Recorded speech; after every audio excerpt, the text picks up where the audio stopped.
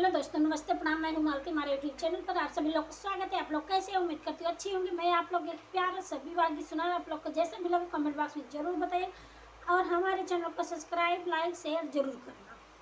ज़्यादा से ज़्यादा सपोर्ट करिए, लाइक करिए।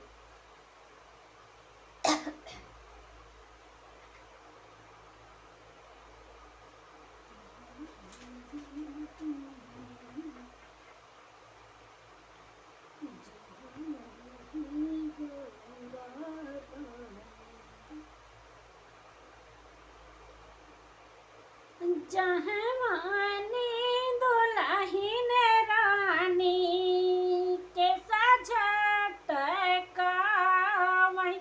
तहवा जा दुल्हन माना हाय जी। जहवाही गौरा रानी के सज